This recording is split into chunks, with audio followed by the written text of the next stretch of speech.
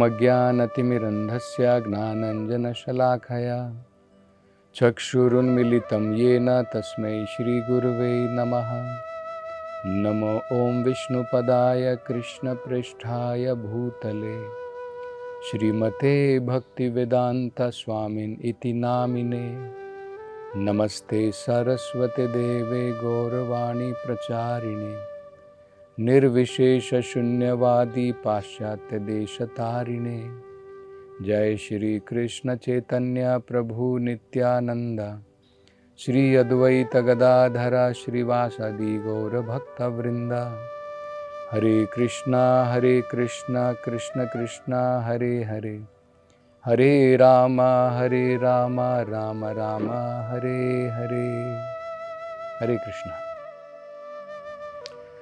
तो पिछली कुछ कथाओं में हम नारायण कवच, बड़ी महत्वपूर्ण प्रार्थनाएं जिनके द्वारा हम अपनी सुरक्षा कर सकते हैं भगवान की कृपा के द्वारा, उसका वर्णन कर रहे हैं। अब इस प्रार्थना में भगवान के अलग अलग अस्त्रों के समक्ष महत्वपूर्ण प्रार्थनाएं की जा रही हैं। उनसे प्रार्थना है कि हमारे अलग अलग अंगों को, हमारे दुश्मनों को, उनसे हमारी रक्षा किस प्रकार से की जाए। तो भगवान की जो गदा है, अब उससे प्रार्थना है। उसके विषय में कहा है विस्फुल्लिंगे अशनि स्पर्शन, कि हे गदे, आप जो भगवान के कमल हाथों में विराजमान हैं, कृपा करके दुश्मनों से मेरी रक्षा कीजिए। और भगवान की गदा के बारे में कहा है कि इसमें से चिंगारियां ऐसे निकलती हैं मानो वज्र की भांति। जैसे इंद्र देवता का वज्र होता है, इस प्रकार से भगवान की गदा में से प्रकाश निकलता है, चिंगारियां निकलती हैं। आगे वो कहते हैं अजिता प्रियाः, आप भगवान को अत्यंत प्रिय हैं। भगवान की जो भी वस्तु है, भगवान में और भगवान की वस्तुओं में कोई अंतर नहीं है। जैसे भगवान का नाम, भगवान का रूप, भगवान की लीलाएं, इसी प्रकार से जितनी भी भगवान की वस्तुएं हैं, चाहे वो भगवान का शंख हो, भगवान की गदा हो, भगवान में और उनमें कोई अंतर नहीं है। इसको कहते हैं अद्वय ज्ञान। ये सारी वस्तुएं भगवान की सेवा में लगी है, इसलिए भगवान को अत्यंत प्रिय है। अगर हम भी भगवान को, भगवान की प्रिय वस्तु बनना चाहते हैं, तो सभी जीव अगर भगवान की सेवा में लग जाते हैं, वो भी भगवान को अत्यंत प्रिय हो जाते हैं। तो भगवान की गदा अजिता प्रियः, भगवान का एक नाम क्या है? अजिता। अजिता का मतलब होता है जिसे कोई नहीं जीत सकता है, उन्हें अजिता कहते हैं। तो भगवान को कौन जीत सकता है? न भगवान के कोई बराबर है न भगवान से कोई ऊपर है। संस्कृत में इसे कहते हैं असम अऊर्ध्व, असम ऊर्ध्व, मतलब ना कोई भगवान के समा बराबर है, ना ऊर्ध्व, ना कोई भगवान से ऊपर है। लेकिन भक्ति एक ऐसा मार्ग है, भागवत में कहा है अजितो जितोपि, जो भगवान अजिता है, जिन्हें कोई नहीं जीत सकता है, भक्त अपने प्रेम के द्वारा, अपनी भक्ति के द्वारा भगवान को जीत सकता है। तो ये भगवान का प्रिय होने का मतलब होता है। तो ये यहाँ पर प्रार्थना की गई है भगवान की गदा से कि आप भगवान को अत्यंत प्रिय हैं, इसलिए कृपा करके भगवान की सेवा हेतु मेरी सुरक्षा कीजिए। आगे वो कहते हैं निष्पिंडी निष्पिंडी, इसका मतलब है कि जो हमारे दुश्मन हैं, जो भक्तों के दुश्मन हैं, आप कृपा करके उनका संहार कीजिए। और यहां पर भक्त जो है प्रार्थना भी करते हैं, कितने प्रकार के दुष्ट जीव हैं जिनसे हमें अनेकों प्रकार के भय होते हैं। तो कौन कौन है? कुसुमुंदा, वैनायकम, यक्षा, राक्षसा, भूता।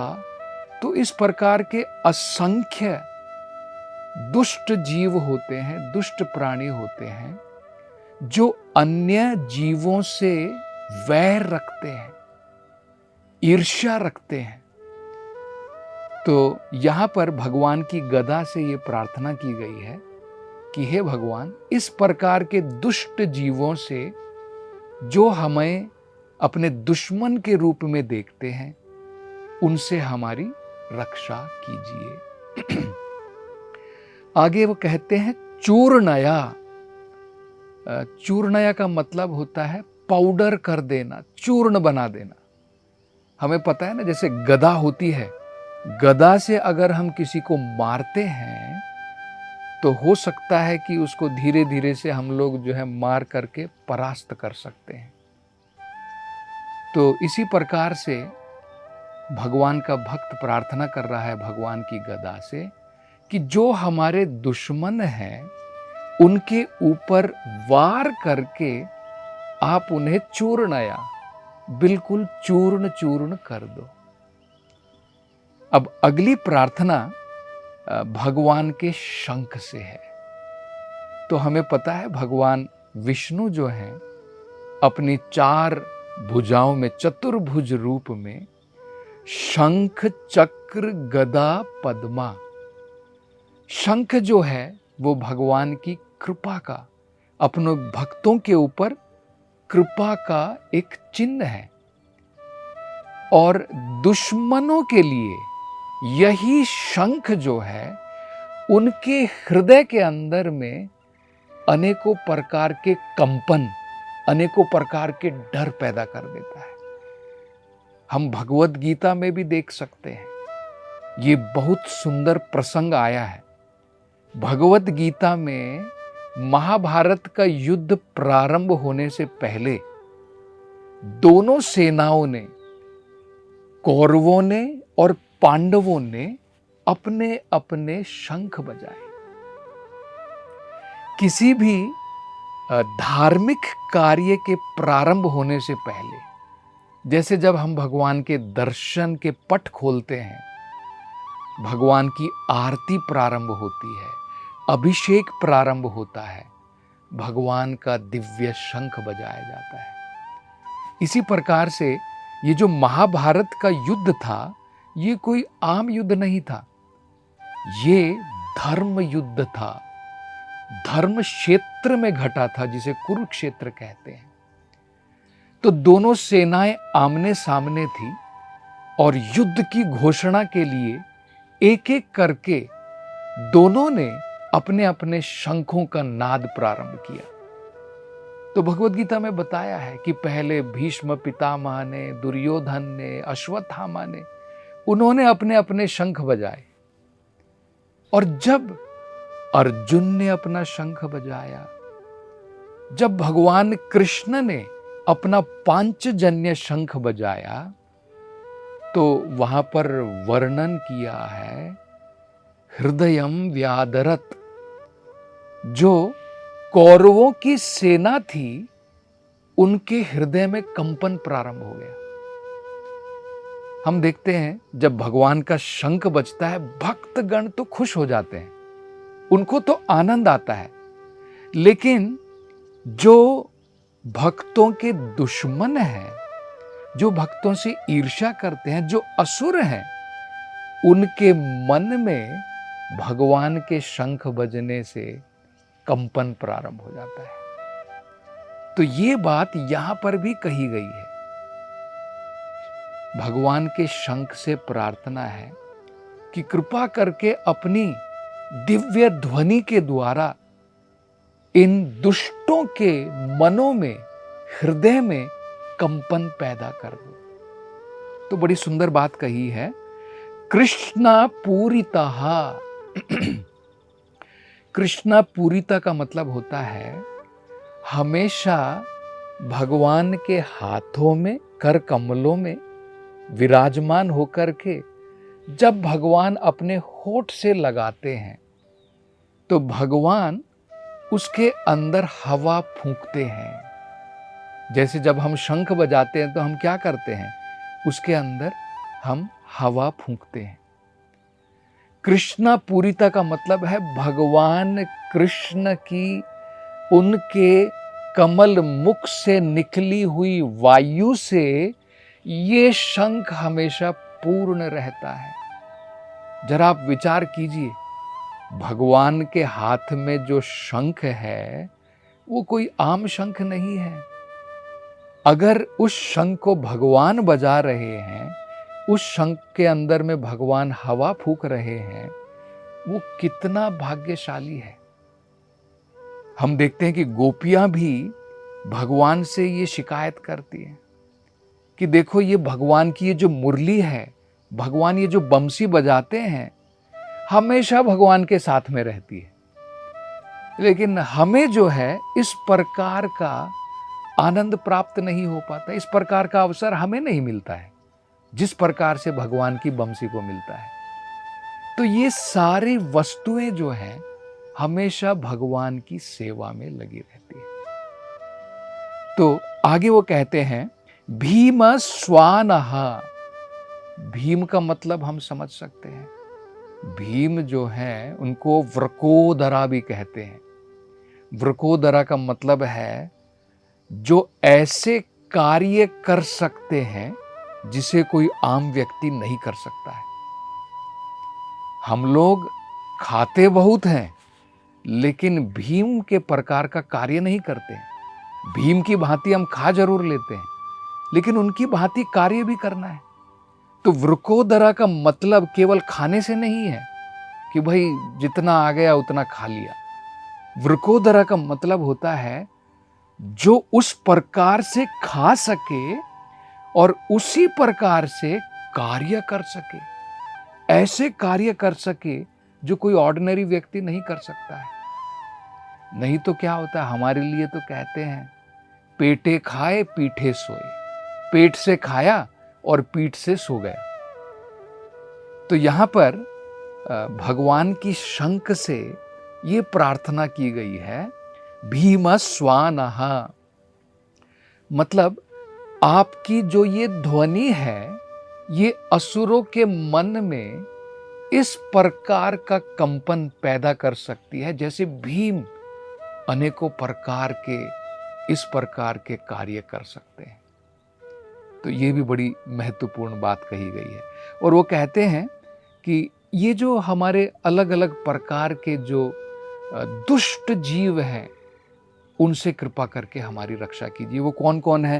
राक्षसा, प्रमथा प्रेता, पिशाचा, ब्राह्मणा प्रेता। अलग अलग प्रकार के जो है प्रेत होते हैं, अलग अलग प्रकार के दुष्ट जीव होते हैं। तो ये प्रार्थना की गई है कि भगवान की शंख से कि कृपा करके इन प्राणियों से हमारी रक्षा कीजिए। अगली प्रार्थना जो है भगवान की तलवार से है, खड्ग से है।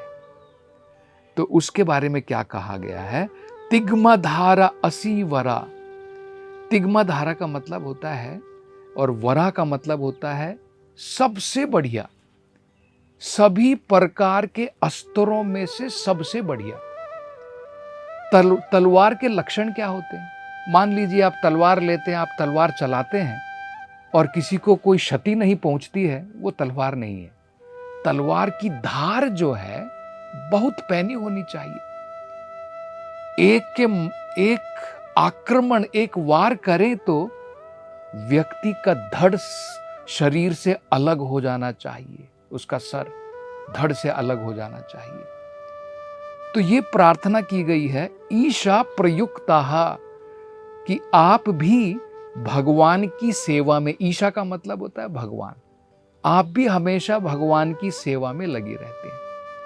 क्योंकि भगवान के भक्तों के, और जो भगवान को अपना दुश्मन समझते हैं, जैसे कंस हो गया, हिरण्यकशिपु हो गया, रावण हो गया, ये जो दुष्ट असुर हैं, ये भगवान की खड्ग जो है इस प्रकार के दुष्टों का संहार करने के लिए है। तो इसलिए वो कह रहे हैं ईशा प्रयुक्ताः, छिंदी छिंदी, मतलब तलवार का कार्य क्या होता है? पीस पीस में कट कर देना। छिंदी छिंदी, दुश्मन को कृपा करके आप जो है अलग अलग भागों में बांट दो। और अंत में भगवान के चर्म से, भगवान के कवच से प्रार्थना है शतचंद्रा, कि आप जो है मानो 100 चंद्रमा एक साथ उदित हो गए हों, इस प्रकार से प्रकाशमान है। और कह रहे हैं छादया और द्विषाम अघोवान, जो दुष्ट व्यक्ति हैं उनसे कृपा करके उनकी आंखों को आप ढक दीजिए। छादया का मतलब है उनकी आंखों को ढक दीजिए, ताकि हम, जब व्यक्ति दुश्मन की आंखें ढक जाती हैं तो हम उनके ऊपर प्रहार करके हम विजय प्राप्त कर सकते हैं। तो इस प्रकार से है।